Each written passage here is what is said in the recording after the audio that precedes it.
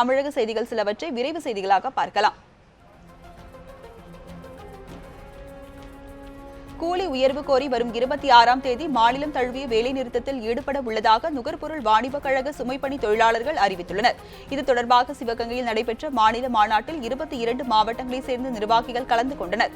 அப்போது விலைவாசி உயர்வுக்கு ஏற்ப கூலி உயர்வு வழங்க வேண்டும் என அரசுக்கு கோரிக்கை விடுத்தனர். கிருஷ்ணகிரி மாவட்டம் போச்சம்பள்ளி அருகே தாயுடன் கிணற்றில் குளிக்க சென்ற சிறுமி எதிர்பாரா விதமாக நீரில் மூழ்கி உயிரிழந்தார். பாப்பனூர் கிராமத்தை சேர்ந்த சிவன் மகள் வினிதா நேற்று பள்ளி விடுமுறை என்பதால் அவருடைய தாயுடன் கிணற்றுக்குள் சென்றுள்ளார். எதிர்பாரா விதமாக தண்ணீரில் மூழ்கி உயிரிழந்ததை அடுத்து தீயணைப்புத் துறையினர் உடலை மீட்டனர்.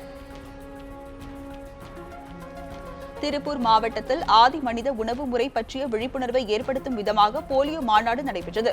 இதில் தானிய உணவு வகை தவிர்த்து உடலில் கரையும் கொழுப்பு உணவு முறை பற்றியும் விளக்கப்பட்டது. இதில் 5000த்திற்கும் மேற்பட்டோர் ஆர்வமுடன் கலந்து கொண்டனர். தையல் கலைஞர்களுக்கு நலவாரியம் அமைக்க வேண்டும் என தையல் கலைஞர்கள் கோரிக்கை விடுத்துள்ளனர். ஒசூரில் நேற்று நடைபெற்ற தையல் தொழிலாளர்கள் மாநாட்டில் ஏராளமானோர் பங்கேற்றனர். அப்போது 60 வயது நிறைவடைந்த அனைத்து தையல் கலைஞர்களுக்கும் நிபந்தனையின்றி ஓய்வூதியம் வழங்க வேண்டும் என்பன உள்ளிட்ட தீர்மானங்கள் நிறைவேற்றப்பட்டது.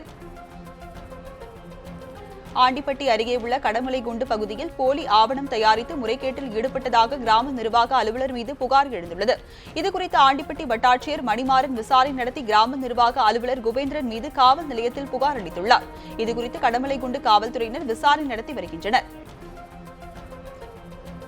கிருஷ்ணகிரி மாவட்டம் அலசநத்தம் பகுதியில் ஏரியில் குளிக்க சென்ற இளைஞர் தண்ணீரில் மூழ்கி பரிதாபமாக உயிரிழந்தார். கார்பெண்டர் உதவியாளராக வேலை செய்யும் மஞ்சுநாத் சிங் நேற்று விடுமுறை தினம் என்பதால் நண்பர்களுடன் ஏரிக்கு குளிக்க சென்றுள்ளார். அப்போது எதிர்பாரா விதமாக நீரில் மூழ்கி மஞ்சுநாத் உயிரிழந்தார். தீயணைப்புத் துறையினர் உடலை மீட்டு பிரேத பரிசோதனைக்காக ஒசூர் மருத்துவமனைக்கு அனுப்பி வைத்தனர். சட்டவிரோத ஒப்பந்த முறையை கைவிட வேண்டும் என துப்புரவு தொழிலாளர்கள் சங்கத்தினர் கோரிக்கை விடுத்துள்ளனர். நாகர்கோவிலில் நடைபெற்ற அச்சங்கத்தின் திறந்தவெளி மாநாட்டில் மாநிலம் முழுவதும் இருந்து ஏராளமானோர் பங்கேற்றனர். அப்போது குறைந்தபட்ச ஊதியமாக 18,000 ரூபாய் வழங்க வேண்டும் என கோரிக்கை விடுத்தனர். பொள்ளாச்சி மகாலிங்கபுரம் பகுதியில் ரியல் எஸ்டேட் தொழிலதிபர் வீட்டில் கதவை உடைத்து 10 சவரன் நகையை மர்ம நபர்கள் எடுத்து சென்றனர். தொழிலதிபர் மயில்சாமி திருமூர்த்தி மலைக்கோவிலுக்கு குடும்பத்துடன் சென்றுள்ளார். இந்நிலையில் வீட்டின் கதவை உடைத்த மர்ம நபர்கள் பீரோவில் இருந்து 4 லட்சம் மதிப்புள்ள பணம் மற்றும் நகையை திருடி சென்றனர்.